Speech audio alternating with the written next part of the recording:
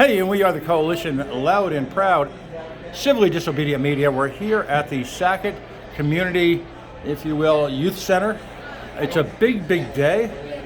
Councilperson Juan Pichardo, District 9, Ward 9, I guess they call it in Providence speak, is hosting an event with a whole lot of different city agencies.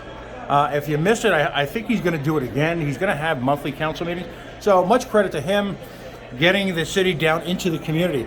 Of course, some of the fun of doing these is who you run into. And someone I see a lot at community engagement and community affairs is Dave Talan. Of course, he is now the newly re-elected co-chair of the Providence Republican City Committee.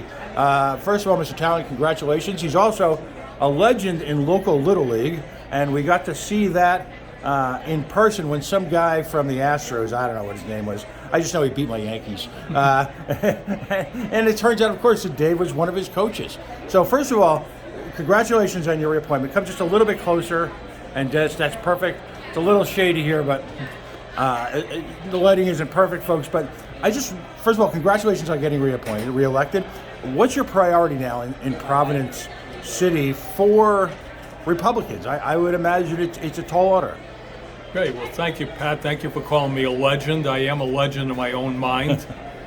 And as far as the Republican Party goes, I mean, we are the loyal opposition. We've got a new mayor in the city, and he's still in his honeymoon period. And we want to see him do well because we live in the city too. And if the city does well, then we're all doing well also. But at the very least, we're going to offer our ideas, constructive suggestions to the mayor on what he can be doing, particularly the schools. Even though the state has taken it over, we've got a lot of ideas on how the community can be involved in running the schools instead of being totally shut out like they are right now. And we'll be offering a lot of other ideas on, public safety, particularly down here in the Elmwood section where we are today. A major problem in this neighborhood is quality of life. A lot of businesses, nightclubs and whatever that open up on Broad Street and incredibly noisy for several hours a day, every single day, and makes it really hard to live in this neighborhood. So one of our issues is we want to see the board of licenses filled with people that'll crack down on these people and allow people to have a normal quality of life in the Elmwood area. Now, you bring up an important point because there's two sets of folks when it comes to Providence. There's people who have a lot to say about Providence. Some of them may even work here. And then there's people who actually, like yourself, live in Providence. And much like during the Giuliani regime in New York City, Mayor Giuliani was elected by a broad, if you will, coalition of people who actually lived in New York City and were worried and concerned about the daily quality of life and the crimes and the issues. So how important is it for you to folks to understand the challenges that exist in Providence from the perspective of someone who lives there? Well, it certainly is important, Pat. I mean, it is a totally different world than someone who lives in Cumberland or even Cranston. I mean, where I live, I'm president of the Neighborhood Association in the Reservoir Triangle, which is essentially the same neighborhood as the friendly community section of Cranston. But it's a totally different world even crossing the city line because the schools that our kids go to, police response, although we do have a good police department, but city services in general, there's a new director of public works, and hopefully such time as we have a snowstorm here in Providence, we'll actually get our snow plowed, which has not been the case under the most recent mayor. So it is a totally different world. I mean, we don't have as big a problem with gun violence in the Reservoir Triangle where I live, but occasional drive-by shootings with people coming off the freeway, drug dealers chasing each other and shooting at each other, and occasionally will drive into the Reservoir Triangle and do their thing. We don't have a problem with people who live in my neighborhood doing that sort of thing, but people who live out in the suburbs have no clue what it's like in the real world.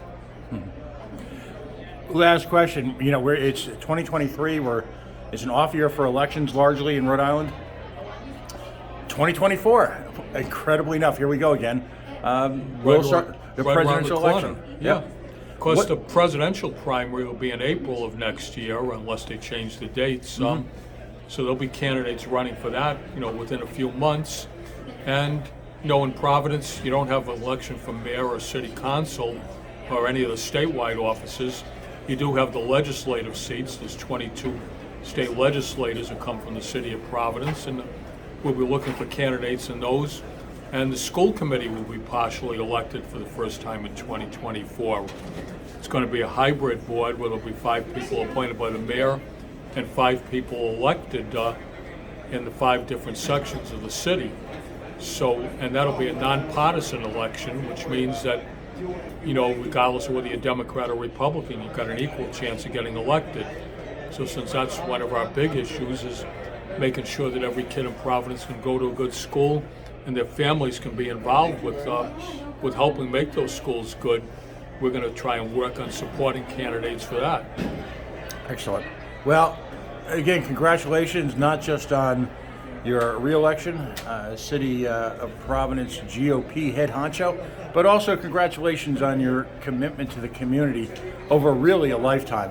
There's lessons to be learned from that in multiple ways, and really, I'm hoping other folks who might be right of center politically look to you as a role model for that type of engagement, because for those who are right of center, they often preach about smaller government and involvement of the community. Well, it's time for all of us in different ways, in ways that we can, to step up into the community and fill the kind of roles you have over a lifetime. So congratulations. Well, thank you, Pat, and I want to thank you for the coverage you gave us with the Jeremy Pena situation.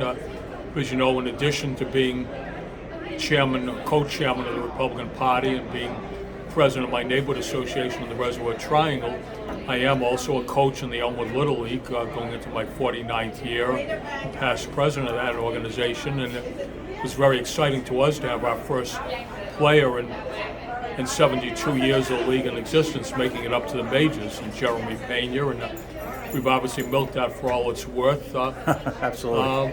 Which we were entitled to do, and we appreciate the coverage that you gave to that.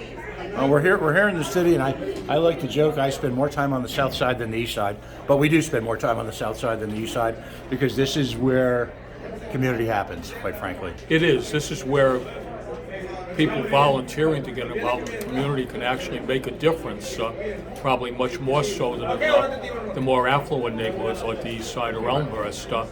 Here, if you choose to do so, you really have a chance to make a difference. Thank you very much.